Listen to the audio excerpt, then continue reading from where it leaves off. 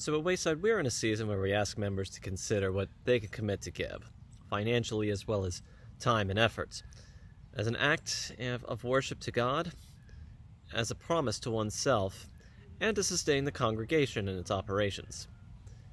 And throughout my own experience, I have found that one of the core driving forces of generosity and giving is gratitude. Now, I want to stop and acknowledge the ways in which gratitude can be manipulated. In particular, gratitude is something that can be leveraged for creating power inequalities and relationships of obligation and even shame. Now, here's what I mean. I do something for you. And in my mind, this can create categories of benefactor, the one who gives, and beneficiary, the one who receives. The beneficiary is then meant to express gratitude towards the benefactor. And you begin to see how there's an up and a down here. Now, such a worldview sees the world as countless one-to-one relationships of beneficiaries and then those who owe them gratitude, those who should recognize what they've done. Maybe you've heard this when somebody said, well, I did all of this for you. You should be grateful. And then are trying to leverage something out of them. Maybe we've said something like that in the past, or maybe we've at least held that sentiment within our heart. Or on a broader scale, when people object to or protest social injustices, what's a big word that gets thrown around? Ungrateful. Oh, they're just so ungrateful for what is good.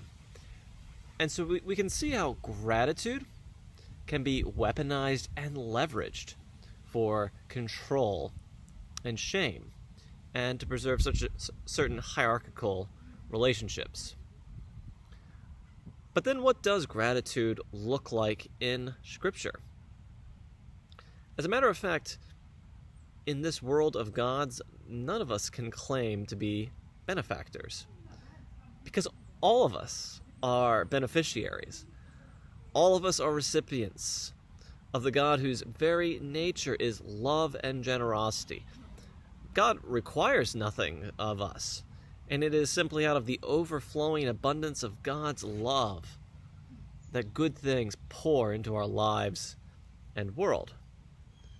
And so we ought to be slow to claim that we possess anything, or that this was mine and I gave it to you, and so now I expect a certain homage. Because as a matter of fact, all of creation, all of existence is a gift. And so we do not live in the pride of being benefactors, because all of us are beneficiaries of God's generosity. And all of us are asked to acknowledge these gifts, acknowledge that it was not out of our own merit. Enjoy these gifts and freely share as we freely received. To recognize the reality of life as a gift freely given, that is gratitude. Diana Butler Bass describes the benefactor-beneficiary relationship as an up and down line with a clear superior and clear subordinate in the community. But this sense in which all of us are receiving God's goodness, in which none can truly claim to be benefactors, she describes as more like a circle of sharing, in which all of us are freely and equally receiving and passing on the goodness of this life and world. A circle of gratitude, celebration, and sharing as we equally recognize all things as a gift, rather than ours to cling to and dispose of as we see fit. And so when I share my gifts, I don't expect anything from you. I don't expect an homage or a sense of a new respect. But I simply understand that this is just part of the flow of that circle in a world in which everything is a gift of God's grace, and all of us are beneficiaries of that grace.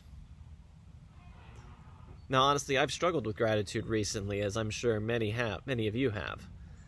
The last year has been hard, and it can be difficult to see the gifts among us. It can even feel cruel to talk about gratitude in the midst of that. And this is not a finger-wagging thing, where again, you should be grateful. But let us confess the alternative.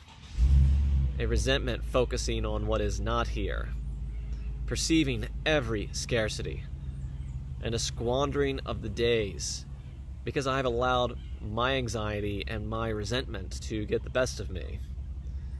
So not only do I then just simply fail to perceive gifts around me, but in the absence of gratitude, a sense of despair, and a sense of despair can begin to settle in. And feeling so insecure, my own generosity can shrink as I cling all the more to the things that I perceive to be mine and that I perceive to be dwindling. Time, energy, and treasure. Gratitude is a posture of seeking and recognizing the gifts of the God whom we in faith affirm as the one who feeds the birds, clothes the grass, and cares for God's children. In securing God's generosity and faithfulness, I am more secure and free to open my hand to others and my heart to the community.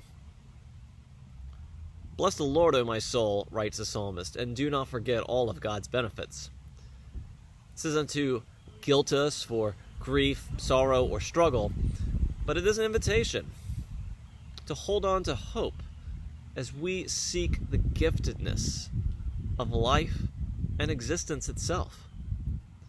It is to humble us as eternal beneficiaries of God's grace, so that we may then hold loosely to the good gifts within our reach and freely pass them on, for they are God's to give, as God has freely poured them out. It is so we may then live as a community that is not bracketed out by the givers and receivers, the benefactors and the beneficiaries, but that we may be part of a circle of sharing, celebrating God as the giver of all good things, and freely, joyfully, and mutually giving and receiving together and at the same time. May we recognize this fundamental nature of our reality and come together to share all that the Lord has provided for all of God's children.